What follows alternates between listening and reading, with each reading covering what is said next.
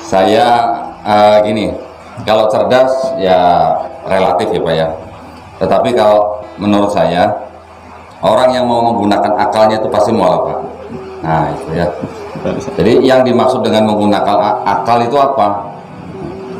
Karena ternyata setelah saya mempelajari kitab saya yang lama, kemudian saya mempelajari juga kitab-kitab yang lain, sampai akhirnya saya mempelajari Al-Quran dengan segala macam isinya, saya bandingkan, akhirnya saya bisa mengambil kesimpulan bahwa hanya Al-Quran yang benar-benar murni firman Allah yang diturunkan oleh Allah Subhanahu wa taala melalui malaikat Jibril alaihissalam kepada Nabi Muhammad sallallahu alaihi wasallam, yang ditujukan untuk rahmatan lil alamin, untuk rahmatan lil alamin. Kenapa saya bisa berkata begitu? Tentu mungkin kalau saya ceritakan secara detail mungkin agak panjang ya. Tetapi pada awal mulanya adalah ya secara waktu itu seperti yang saya bilang bahwa tidak ada yang kebetulan di dunia ini. Jadi saya waktu itu menonton video almarhum Syekh Ahmed Didat. Di dalam video itu beliau memang menceritakan tentang kebenaran Islam ya, atau kebenaran Al-Quran yang diperbandingkan dengan Bible ya. Nah, kenapa saya sebut Bible? Saya kurang nyaman kalau menyebut kitabnya orang Kristen dengan sebutan Alkitab. Mungkin Bapak Ibu sering ya mendengar kata Alkitab untuk kitab sucinya saudara-saudara kita yang Kristen. Tetapi saya lebih nyaman menyebutnya dengan sebutan Bible. Kenapa? Karena Al-Quran sendiri juga disebut Alkitab juga. Betul Ibu-ibu ya? Nah, jadi takut salah persepsi atau salah pemahaman, kita sebut saja kitab sucinya saudara-saudara kita yang Kristen dengan sebutan Bible ya. Atau kalau dalam bahasa Inggris Holy Bible. Nah, almarhum Syekh Ahmed Didat pada waktu itu memang dia bisa menceritakan kesalahan di dalam Bible apa saja, kemudian kebenaran di dalam Al-Quran apa saja gitu ya. Yang mana pada waktu saya menonton, pada waktu saya waktu itu masih menjadi kafir, saya penasaran gitu, kok berani ya ini dai Islam kok berani ngomong begitu gitu ya. Jadi saya ngomong karena penasaran, saya menonton sambil saya pegang catatan dan saya pegang Bible gitu. Apa yang dia katakan saya buka di Bible, karena kebetulan dulu saya pernah jadi juara buka Bible di gereja gitu ya. Jadi saya cepat, kalau dia ngomong apa pasal berapa saya langsung buka, cepet langsung ketemu. Dan saya sudah sudah familiar gitu ya dengan nama kitab-kitab di dalam Bible. Dia sebut kitab Yeskiel, saya langsung buka. Dia sebut Matius, saya bisa cepat buka. Nah, apa yang saya temukan, apa yang saya dengar, apa yang saya tonton, ternyata kok kayaknya bener ya dia ngomong nih gitu ya. Tetapi maksud saya begini, apa yang dia katakan saya harus bisa membuktikan dengan cara saya sendiri gitu ya. Ya zaman sekarang kan sudah mudah ya, kita bisa mendapatkan segala macam informasi melalui internet. Jadi setelah saya menonton, saya melakukan riset kecil-kecilan.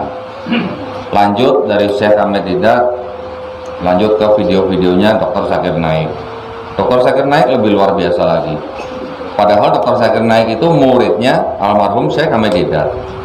Kalau almarhum Syekh Ahmed Didat belajar kristologi selama 40 tahun, Dr. Zakir Naik cukup 4 tahun. Apa yang dipelajari oleh almarhum Syekh Ahmed Didat semuanya bisa ditangkap oleh Dr. Zakir Naik selama 4 tahun saja. Kalau almarhum Syekh Ahmed Didat menceritakan Al-Quran, kemudian Bible masih dalam taraf, walaupun dia belajar segitu lama, tetapi almarhum Syekh Ahmed Didat belum menyentuh mengenai masalah science ya, ilmu pengetahuan maksud saya. Dr. Zakir Naik lebih dalam lagi, dia bisa sampai menjelaskan kebenaran Al-Quran dalam bidang ilmu pengetahuan. Nah, karena kita sekarang ini hidup di zaman ilmu pengetahuan, paling tidak apa yang bisa kita buktikan dengan ilmu pengetahuan, yaitu sekarang ini kita anggap sebagai suatu kebenaran. Setuju nggak sama saya? Ya. Kalau mungkin ada yang belum bisa terjawab atau mungkin belum bisa diungkap gitu ya, itu kita serahkan nanti pada waktu gitu. Nanti waktu yang akan menjawab. Contoh misalnya kejadian ketika Rasulullah diangkat oleh Allah Subhanahu wa taala ya, diisrokan dan dimirajkan, secara ilmu pengetahuan mungkin sampai sekarang belum bisa dijelaskan. Tetapi mungkin 10 tahun lagi, mungkin 100 tahun lagi, mungkin aja 1000 tahun lagi, insya Allah hal itu bisa dijelaskan. Nah, dengan mengikuti video-video dari Dr. Zakir Naik, saya merasa terkesan dan saya makin intens melakukan riset. Risetnya bukan hanya Al-Quran tapi juga Bible ya. Di dalam Bible ternyata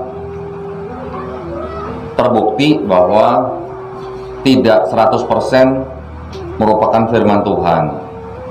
Memang di dalam Bible kita masih bisa, atau saya masih bisa akui bahwa di dalam Bible masih ada sisa-sisa daripada firman Tuhan.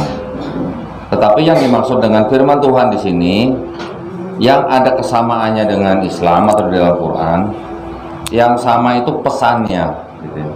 Apa pesan yang sama di dalam Bible dan juga di dalam Al-Quran? Pesan yang sama ternyata saya temukan adalah apa?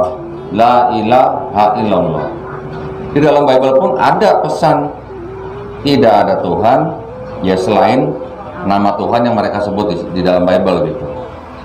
Dan yang dimaksud di dalam Bible itu baik di dalam Perjanjian Lama atau Perjanjian Baru, yang dimaksud itu ya Tuhan yang hanya Esa begitu ya.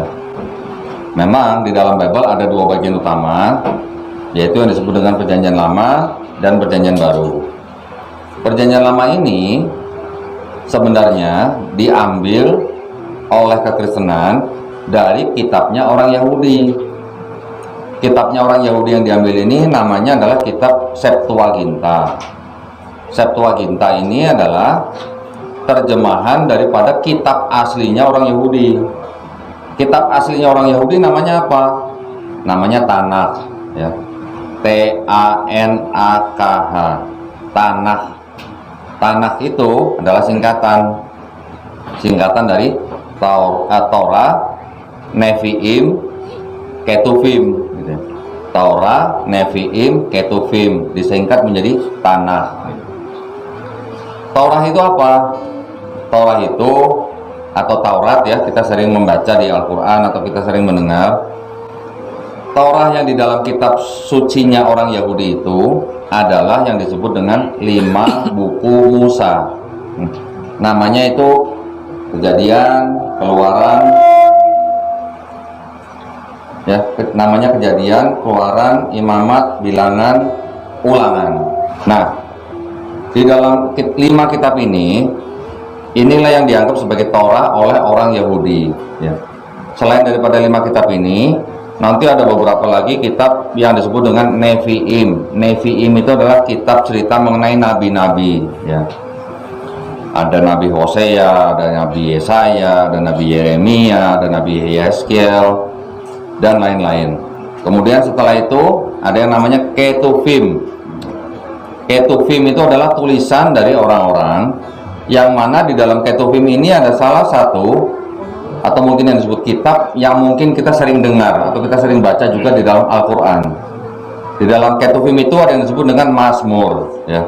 Mazmur di dalam Islam kita kenal dengan nama apa? Zabur ya.